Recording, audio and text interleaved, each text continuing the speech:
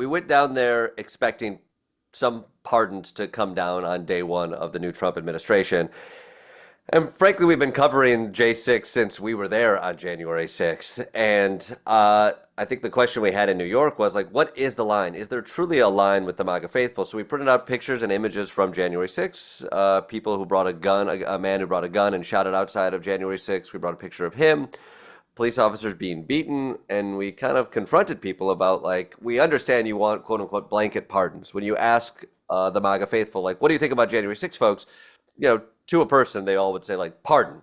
And then you'd follow up, blanket pardons? And most people said, yes, of course. Yet when confronted with the actual images, confronted with what they did, a good number of the people we talked to did draw a line, did see a police officer getting beat and say, well, of course not violent protesters. And I think looking back at what Trump did the next day, which is essentially pardon everyone and commute the sentences of the people who were violent criminals, the majority of the MAGA folks we interacted with did see a line and drew the line at violence and attacking cops. And there was even one person who was a little ray of sunshine who saw these images of cops being attacked, beaten, and was somewhat horrified and said to us, I've never seen these images before. When we asked him where he got his media sources, he said it was just conservative media.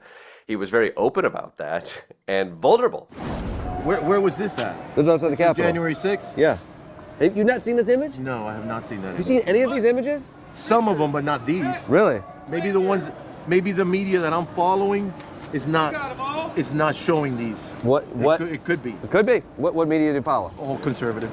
Did you watch the January 6th hearings? No, I didn't. No. Okay. So this is new. So that's my fault. I should have been better informed. Yes. I will say that's a refreshing thing to hear. And we went on to have a conversation beyond what is even in the piece, where he said he promised to do his own research and engage in other media sources. Who knows if that man is knee deep in Huffington Post right now or not? But there was a true openness to him that we rarely see at these Trump events. He was genuinely concerned looking at those pictures, like concerned one for like the victims in those photos, but concerned for like the state of the world that he had never seen them before, and confused by it. And it's kind of amazing. And then, of course, it does speak to many of the folks we showed this to. I don't think it's seen many of these images. Their media diet doesn't show that to them, but usually approach it with, well, you're trying to manipulate me. What this man showed, and perhaps it's a crack in the wall, it's a little bit of the light that's coming through, a case for optimism. I don't know how you want to frame it, but the MAGA faithful were not defensive when it came to these conversations. They've won. They feel they're feeling like they're good on cloud nine. They're getting what they want. And so in that moment, you're like, why did we get this person to actually be somewhat reflective? It's because the defensiveness is gone. He's doing a victory lap, and perhaps there's an openness, or at least we saw a moment of it. Yeah, that was incredible. It was incredible. But and of course, there are people who just have like blinders on and like their guard up. No matter what you show them, I think of the guy in the hockey jersey. He went from like kind of trying to deny the reality of the photo to just admitting that he didn't care. He's like, oh, maybe that's Antifa. Oh, maybe the cops were attacking him. And then finally he was like, I don't care what you show me. Like, truly, it is the old line. Trump could shoot somebody. It could be on video, and there will be people like, I don't know. He still seems all right. This guy with a gun outside the Capitol, should he be pardoned? Did he shoot the gun? Is that a real gun or is that a fake gun? He shot the gun up in the air. Yes. Yes. He should be pardoned. Yes. Because? Yeah, I think he should be pardoned. Why? Because I don't think he should be, I think he should be pardoned, yeah, absolutely. What about this guy spraying a bear spray at the police officer? Self-defense? So pardon? Yeah. That's a tough one. Oh. Was that from the same day? Yeah, that's January 6th. The most photographed crime in human history.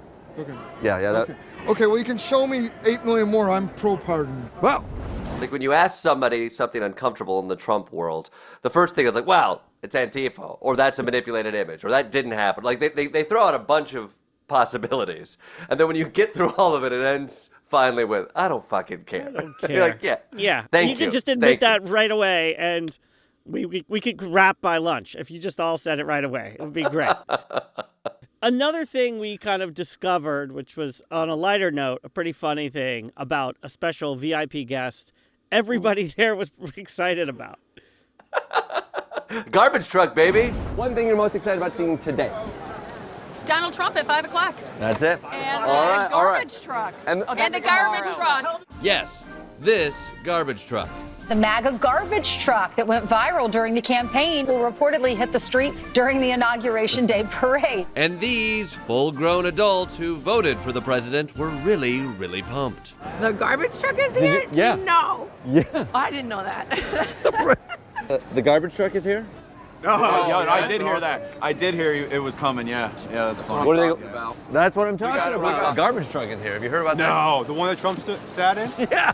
Donald Trump garbage truck was scheduled to appear at this inauguration, and we laughed about it on the show. And when that news article came about like who the VIPs were, and they mentioned garbage truck, we had a field day with it on the show. And so the question that we had before coming down is like, do people really give a shit about the garbage truck? And it turns out the answer is yes, they do. But it's they funny. are so excited. The group of three women, they reminded us about their excitement because they brought it up. We didn't actually have to prompt them. They were like, oh, I'm also very excited about the garbage truck. Yeah. The funniest thing might be that the garbage truck was never there, as far as we can tell. This was a weekend of metaphors. Like, if you want, years from now, when we look back at what was the Trump presidency like, you see nothing but metaphors. You see a rich man hanging out with his billionaire friends, leaving his supporters out in the cold.